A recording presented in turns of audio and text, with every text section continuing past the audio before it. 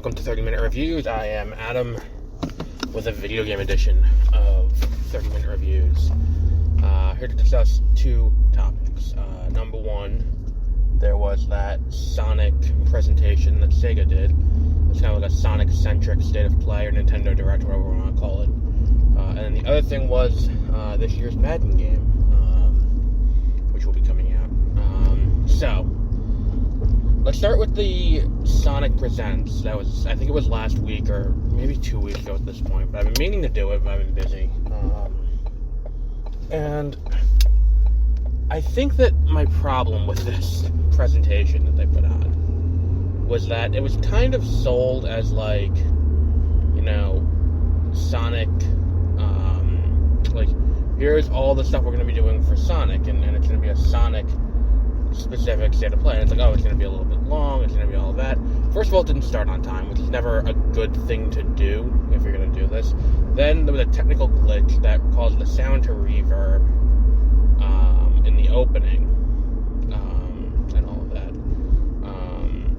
And then when they got into it, what they got into wasn't great information. That's like, well, why did you do an entire presentation about this? So, like, it's like things like, you know, they're doing an orchestra series, they had new merch, and new stuff for the mobile games, and then, like, you know, Frontiers and the Origins game. And I'm looking at this and I'm like, well, what the fuck? Like, why did you do a direct for this? Origins is coming out this month. Like, there was no shortage of knowledge around Origins, so spending the time to do that isn't exactly worth it. You just put up a trailer for that, and that's it. Meanwhile, on the other side of things, Frontiers had a first at IGN gameplay footage that showed gameplay and combat mechanics and all of that kind of stuff. There wasn't a lot of information given there, but there also wasn't a lot of information given in the new trailer, or in the new information they had at the Presents, or whatever the fuck they called that Sonic nonsense. So, like, what was the point of it? Like, that's the question I have, is what was the point of it? And then on top of it, like, the other issue I have with them is that, look, Sonic has not been good in about 15 years.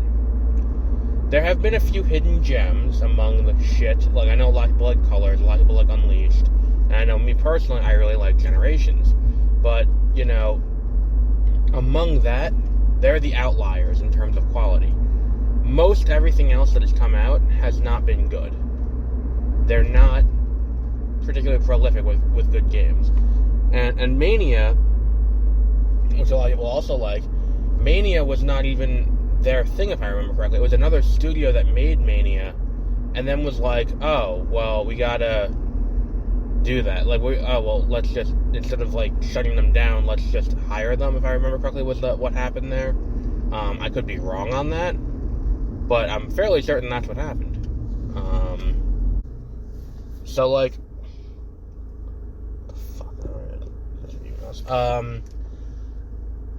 what people want is they want the old shit. That's what people want. Or for you to hone back to the old shit and in the quality of the old shit. And even if they do that, I feel like people won't necessarily fall in love with the old shit the way they used to. Because I think that, like, if you go back and play Sonic Adventure and Sonic Adventure 2, you will you'll enjoy it. Like, you'll enjoy it because with the graphics it had, it is a product of its time. I think I did talk about Sonic Presents.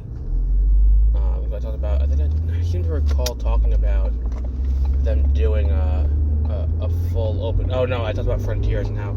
That was it. When I talked about Frontiers, I talked about what they should have done for, like, their open world thing was, like, Lego Star Wars style open world Sonic Adventure, and then move from there. But, like, the thing is, that's what people really want. Is they want the remaster of the old games. Give us a remaster of Adventure. Give us a remaster of Adventure 2. Hell, give us a remaster of Heroes. Like, there are a bunch of 2D games that people tend to forget about. Like, look, it's great that you're giving love to 1, 2, 3, Sonic and Knuckles and Sonic CD, but those have been re-released and re-released and re-released over and over and over again. Like, I've seen these games on consoles for a long time. They're not exactly new things to play and look at. We're not doing anything different. But the problem is, there is no... What's what I'm looking for here? That, like, go somewhere different. Try something new. And the other problem I had was that while they're doing this, they're playing music from Adventure during the opening. Like, when they're showing off stuff for Sonic Dash. And it's like, why do you just do a fucking direct to show off what you're doing in Sonic Dash? Like, what the fuck? Why are you doing that? If you're not going to actually, do it. And it's just like, I don't understand it. I really don't. So that would have been my changes, I think. That's what I would have done differently. I would have brought that there. Then came the statements the other day, or yesterday, as some call it, about what they intend to do with Sonic, what's it called? With Sonic Adventure 3. So, the issue is, they refer to it as, they talk about, apparently someone asked me, are you ever going to make Adventure 3? Which, if you're a games journalist, and you're going out there, and you're asking someone at Sega, are you going to make a game that already exists? Then I think you probably shouldn't have a job. Because here's the thing. You may not like the game, but Adventure 3 did come out. And Sonic Heroes is Sonic Adventure 3. It is a direct sequel to Sonic Adventure 2. It has the same different storylines for different groups of characters that Adventure and Adventure 2 had.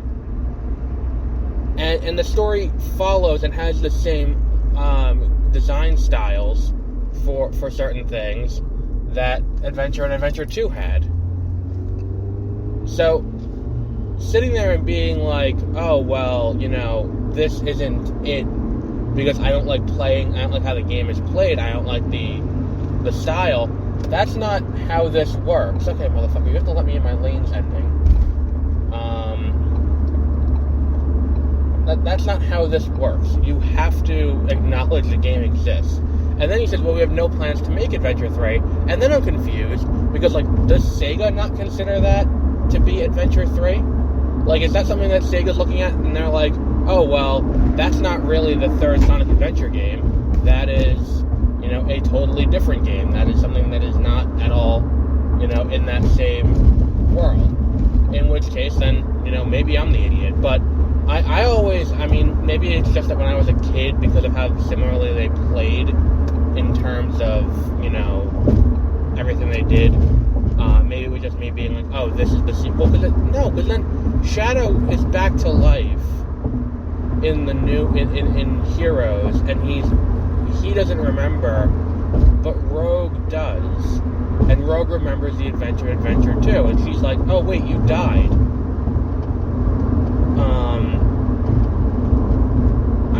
I don't understand it. I feel like this is a problem. It reminds me of when the Simpsons writers, the current Simpsons writers, did an AMA on Reddit years ago, and someone made a joke referencing back to one of the most famous lines from the show, where with Comic Book Guy, where I surely hope someone got fired for that blunder about a mistake, and the writers just didn't understand the joke. And it's like, look, I understand if you don't get every little reference to everything before you came out, before you started working on the show, but that's something I'm not a big Simpsons fan, and I recognize the line.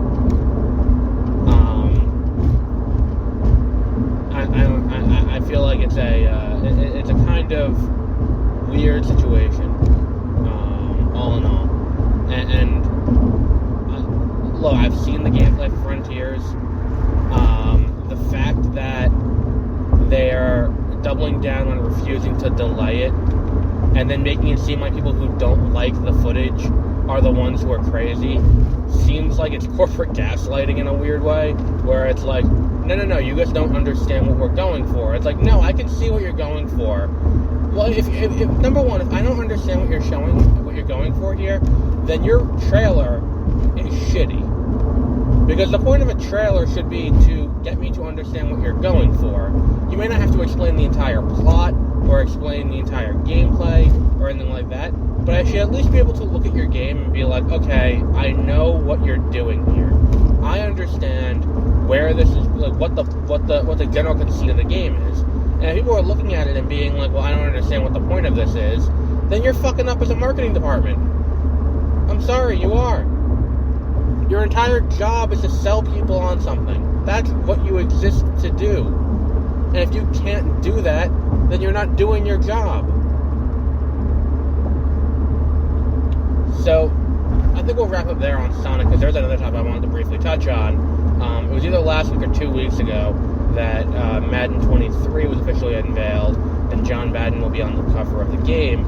And I am not against putting Madden on the cover. I mean, Madden just died, that's why he's on the cover. And all of that. I'm on board with that. The new gameplay mode seems kind of cool. Or not mode, but the new gameplay mechanics seem kind of cool. But the problem is these caveats once things are announced. First of all, they talk about how they want to, pay homage to John Madden. They talk about how they want to make Madden back to what it was when John Madden signed on to be the cover athlete, or the namesake of the game, which was a device to teach young fans about football. That's what that's what it was. It was he was the one who was like, look, if we're gonna do this, I want the rules to be accurate. I want how the game is played to be accurate. I want it to be 11 on 11. I want it to be, exactly as it's played on the field. So a lot of people who may not be football fans know the rules of football because of Madden. Because the rules of football are very close, and that was something that he kind of pioneered. So if you go back and play Troy Aikman football or Techno Bowl or anything like that, the rules don't exactly closely adhere to what the game is, what the real game is. Now, if that's the case, and you're honing back to wanting to teach, the next generation about the rules of football, if that's, really what you're doing, and you're really trying to homage Madden, number one, putting the new gameplay mechanics only in the next-gen versions is not the way to go. And then on top of that, making the trailer entirely about these new gameplay mechanics. I forgot what the fuck it's called, Motion Sense or something. No, Motion Sense was a PlayStation thing. But,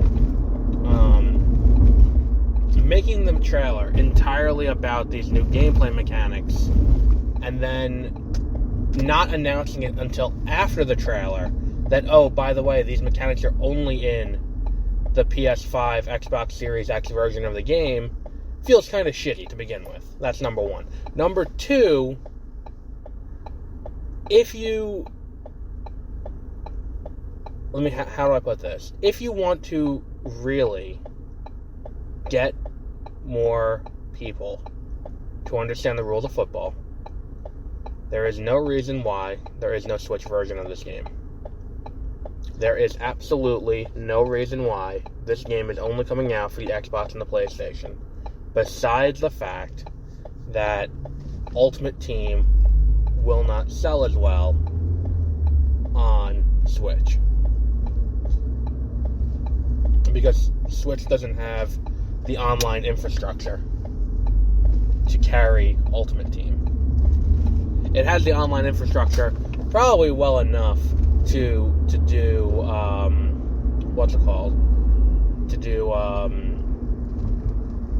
what was that other thing called? Online franchises and things like that. Maybe not cloud franchises, but if you don't have cloud franchises, that's fine.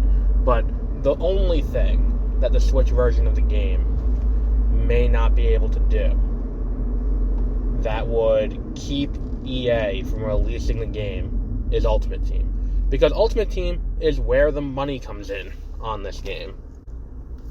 And if that's what it is, or you think that Ultimate Team isn't going to sell as well on the Switch, so you're going to withhold the entire version of the game from that console, look, you can sit here and act like, oh, well, it's console limitations, it's all of these things, but that's never been historically a problem. Because the thing is, you can just port over, like, if you port over a version of the game that can run on the Switch, which would be like, I don't know, Madden 17, but with updated rosters and team names and all of that, like, considering there hasn't been a football game yet on the Switch, I don't see why that would be poorly received by fans who own a Switch. I think that would be kind of openly received. But the thing is, if you're not going to make it where Ultimate Team is playable, then that's where the problem comes in. Where Ultimate Team is all that really matters to them at this point. And maybe you're getting away from the inherent initial mission that John Madden laid out when he agreed to put his name on this game. Because by and large, if you're looking to get into an audience of younger kids who may not know the rules of football, the console you probably go with is the Switch. I think the Switch has the largest market share of any console out there, maybe excluding PC. Maybe PC has a slightly larger market share only because everyone owns a computer, but how many people actually have a computer that can run Madden 23? And I feel like this is the problem. It's that this, I don't want to say commitment to it, because commitment to it makes it sound like they're doing it like, out of a promise or out of the goodness of their hearts, when it's not. The entire point of Ultimate Team is to milk people out of money. That's the thing. It's microtransactions in its purest form, where they're taking the mechanics of a free-to-play game that that you would get on your phone, and then they're applying that to a game you've already paid $60 or in some cases more, which is quite honestly not the best. I mean, look, from a business perspective, it's not a great business practice. It's a great business practice. You can make a fuck ton of money on it because you can just milk people and milk people and milk people, and they'll put money in, and they'll pay for these characters, and they'll pay for these, these things. And it's like, cool, you did that, but at what cost? You did that, but now what? What is your next step? Okay, I don't have a stop sign.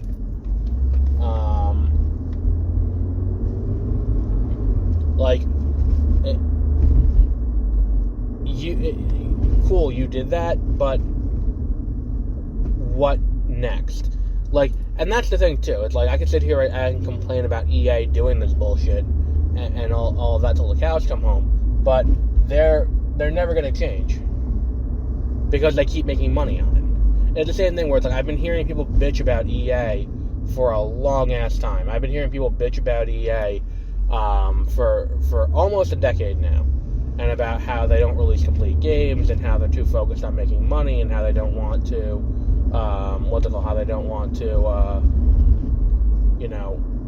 do anything like that. I understand what they're going for, and I understand all of that, but at the same time, here's my problem. Okay, just, are you going, or are you not going, or what are you doing?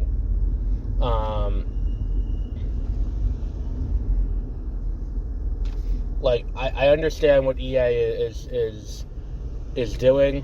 I understand all of that. It totally makes sense to me. My inherent problem with this is that it's not a great process by which to do it, and at the same time, they're not going to listen because they're making too much money on it. That was the point I was trying to make. Is that we can sit here and complain about it and complain about it and complain about it, but if they keep making money on it, then I don't think they really care at all. So yeah. So we'll wrap up there for today. I'm now getting to work. But I think Madden should come to the Switch. There should be a version of Madden that goes to the Switch, if for no other reason than to live up to what they're claiming to do, which is, look, we're doing this for what John Madden stood for when it came to making this game in the first place. That's what we're trying to do, and we're going to live up to that aspiration. But if they're not going to do that, then it feels kind of hollow to say that, especially considering, all these cool new gameplay mechanics that are selling you on the game from the beginning, those won't be coming to the previous gen versions. And then very quietly announcing that after the fact, so that way you don't get sued for false advertising. So on that note, we will wrap up there, and we'll be back with more stuff as it happens. So until then, have a great rest of your week.